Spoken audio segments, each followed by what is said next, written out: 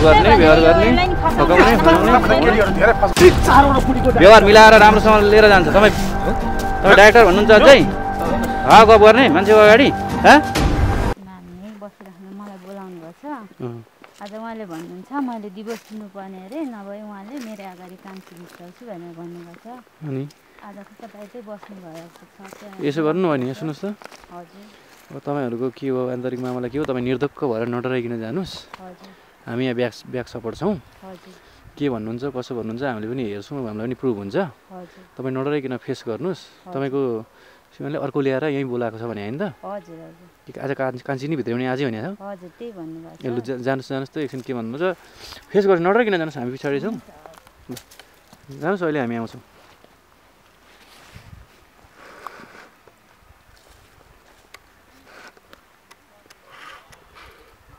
यहाँ बहिनीले चाहिँ उहाँको हस्बेन्डले टर्चर दिनुहुन्छ अरे यातना दिनुहुन्छ अरे अर्को कान्छी भित्राउँछु तपाईँ काम लागिनुहोस् भन्नुहुन्छ अरे भन्दै हामीलाई गुनासो गर्नुभएको थियो रुँदै फोन गर्नुभएको थियो। त्यही भएर हामी आइपुग्नु दर्शक पनि उहाँ जानुभएको छ। उहाँहरू कहाँ त्यहाँ हुनुहुन्छ अरे अर्को केटी पनि त्यहीँ छ अरे उहाँको भन्ने कुरा सुनेको छौँ। अब हेरौँ के रहेछ कि त्यहाँ हुँदो रहेछ नि।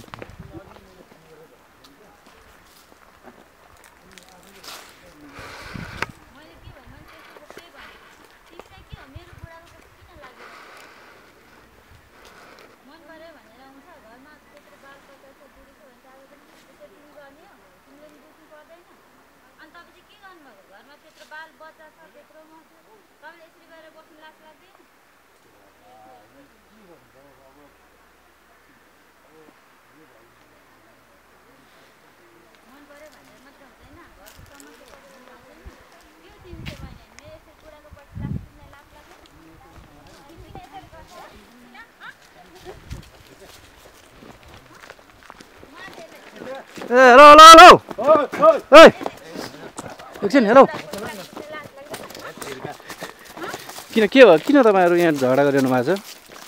यहाँ हेर न मेरो श्रीमानले मलाई दिवस चाहियो नत्र म तिम्रै अगाडि कान्छी भित्राउँछु भनेर अर्कैले लिएर बसिराख्नु भएको छ। हेर्नु न यहाँ यसलाई लाज लाग्दैन मेरो बुढाको पछि लाग्ने तिमीलाई मन पर्यो भनेर हुन्छ। घरबार छ भन्ने कुरा तिमीले बुझ्नु पर्दैन। दाइ दाइ तपाईँको श्रीमती हुनुहुन्छ उहाँ? अब यहाँ सुन्नुहोस् न उहाँले हामीलाई फोन गरेर गुनासो गर्नुभयो। अब तपाईँहरूको कतिसम्म सत्य हो त्यो हामीलाई थाहा छैन। तपाईँहरूको घर परिवारको कुरा है। तपाईँको नाम भन्नुहोस् त शुभ नाम पहिला। हर्क अनि हर्कजी अनि उहाँको भनाइअनुसार त तपाईँले उहाँलाई जहिले पनि यातना दिने टर्चर गर्ने काम लागिनुहोस् त तेरो आँखा अगाडि अर्को भित्राउँछु के भन्नुहुन्छ अरे यातना दिनुहुन्छ अरे उहाँले फोन गरेर ल आइदिनु पर्यो सरहरू भन्नुभयो। हाम्रो घरको मामेला हो होइन तपाईँहरू चुप लागेर उता जानुहोस् ल। कस्तो चुप लागेर उता के भन्नुहुन्छ दाइ तपाईँ? क्यामेरा अफ गर्नु किन क्यामेरा अफ गर्ने हामीले? घरको मामेला दाइ तपाईँलाई मैले सम्मान गरेर बोलिरहेको छु है क्यामेरा अफ गर्ने भन्ने कुरा गर्नुहोस्। यो बहिनीको यो बहिनीको ए बाबु जो भाइ नि हो नि त। तपाईँ क्यामेरा अफ गर्नु त क्यामेरा अफ गर्नु। तपाईँ कस्तो क्यामेरा अफ रे क्यामेरा अफ गर्नु राम्रो छ भन्ने छ है। राम्रो छ क्यामेरा अफ गर भन्नु। मिडियामाथि हात गर्ने हो मिडियामाथि हात गर्ने हो ह बसेर समाधान हुने कुरा मिडियामाथि हात गर्न खोज्ने को बोलाएर को बोलाएर बहिनी तपाईले किन मलाई यसरी मैले बोलाउनले बाध्य परेन? तपाईँ किन यसरी घरबार बिगारेर बस्नुहुन्छ? घरमा बाल बच्चा छ तपाईँ कहीँ घरको याद आउँदैन?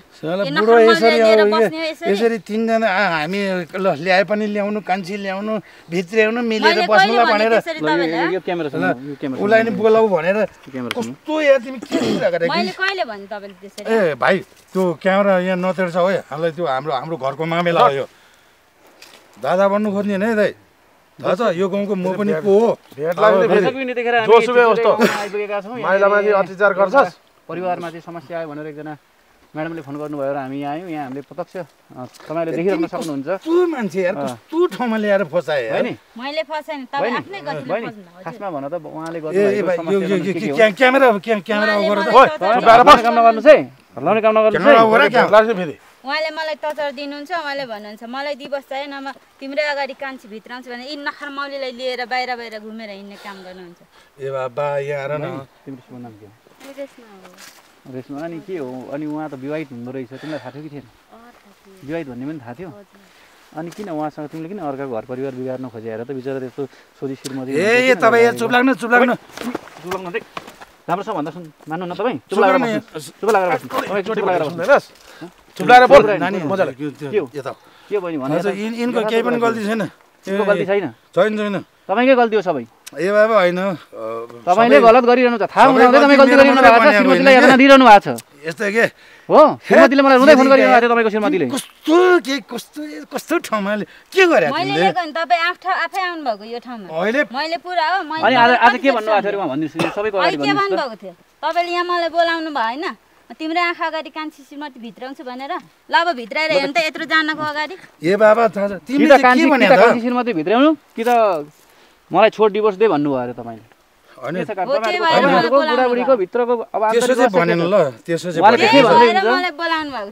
भनेन है यसमा के कमी भयो त्यसो तैँले अर्को त्यसो 3-4वटा अरूलाई पनि उ गर्छस् त्यसो भनेन मैले दुईटा लिएर तिनटा पनि ल्याउनु खोज्ला तैँले यसो नि त होइन एउटा घर सल्लाह अनुसार होइन सर मैले चाहिँ के भने नि तपाईँले यति मात्र भनिदिनुहोस् कि तपाईँले श्रीमतीलाई हेला गर्नुको कारण के हो अपमान गर्नुको कारण के हो टर्चर गर्नुको कारण के हो उहाँलाई बारम्बार यातन दिनुको कारण के हो त्यो भन्नुहोस् पहिला अब यार म होइन अब के कमी थियो के पुग्यो होइन तपाईँले के चाहनुहुन्छ र उसमा के छ यति मात्रै भनिदिनुहोस् दर्शकहरूको अगाडि ल हेर्नुहोस् तपाईँको सामाजिक सञ्जालमा भिडियो गइरहेको छ हामीले खिचिरहेको छौँ हामी त्यत्तिकै आएको होइन बिना पर्मिसन खिच्न भन्नुभयो तपाईँले तपाईँको श्रीमतीले पर्मिसन दिएर हामी खिच्न आएको श्रीमतीले बोलाएको हामी उहाँबाट धारा तिमीलाई थाहा छ तिमीलाई कति सम्झाएँ बुझाएँ मैले तपाईँले मलाई चिन्नुहुन्थ्यो पहिला यो अर्को महिनालाई ए बाबा चिने छैन होइन म भन्नु तपाईँको आँखा अगाडि लिएर अगाडि लगाएर हिँड्छ गाउँमा घुमाएर हिँड्छ त्यसै गर्नुहुन्छ त्यही भएर आज मलाई बोलाउनु मलाई दि बस्दैन त तिम्रै अगाडि भित्राउँछु भने होइन म चाहिँ होइन हल्का फुल्का ऊ चाहिँ सिरियलहरू पनि बनाउँछु म वास्तवमा कस्तो सिरियल बनाउनुहुन्छ के सिरियल बनाउनुहुन्छ तपाईँ डाइरेक्टर हो होइन डाइरेक्टर के सिरियलको नाम भन्नुहोस् हामीले देखाएको छैन त कस्तो सिरियल कस्तो डाइरेक्टर त्यही त नि कस्तो कोही नामै जुरेको छैन डाइरेक्टर हुने केटी बुढी ल्याउँदै डाइरेक्टर हुने म दिउ के अहिले म हेर है फेरि है म को फेरि को थाहा याद होला नि फेरि थाहा भयो बुढी ल्याउँदै केटी ल्याउँदै थुपर्ने तपाईँलाई उहाँले के भन्थ्यो भन्नुहोस् त ननाडी भन्नुहोस् है के प्रब्लम देखाएको छ धन सम्पत्ति दिन्छु केही भनेको छ केही भनेको छ ननाडी भन्नुहोस् भएको कुरा आएको छ त भन्नुहोस् अनि के किन उहाँसँग आउन खोज्नुभयो के छ भन्नुहोस् त माया गर्नुहुन्छ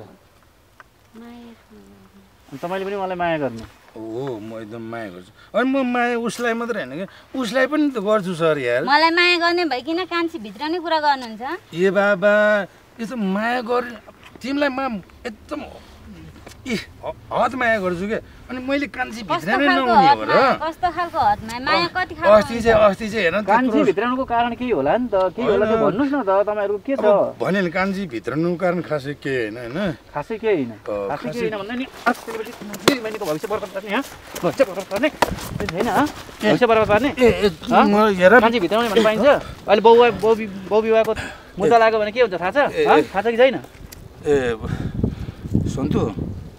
सन्तु कस्तो खालको मान्छे के हो म त अचम्मै लागिरहेको छु यार तपाईँलाई थाहा होला के हो तपाईँले के गर्नु बहिनी तिम्रो घर परिवारमा को छ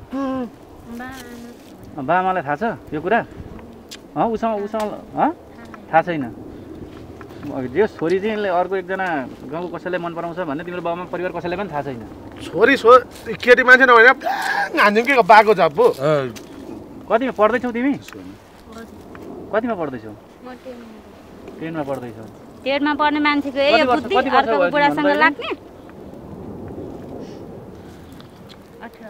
18 वर्ष भयो र तिमी त भर्खर पढ्दैछौ 10मा पढ्दैछौ भर्खर गर्न धेरै बाँकी छ उमेर सानै कलिलै छ अर्काको बुढी आफ्नो बुढी यहाँ हुनु चाहिँ अर्कोलाई पो ऊ हात लगाएर बस्दो रहेछ यो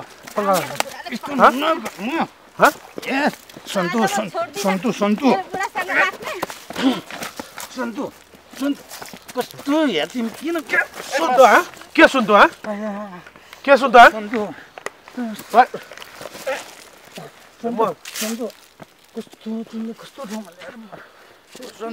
त्यो ड्राइभर उठ्नु ए सर हात नलाउनुहोस् अहिले एकछिन हात नलाउनुहोस् अब तपाईँहरू के गर्नुहुन्छ त यो पनि के भन्नुहुन्छ तपाईँलाई डिभोर्स मागिरहेको छ कि तपाईँ डिभोर्स दिनुहुन्छ तयार हुनुहुन्छ के छ तपाईँहरूको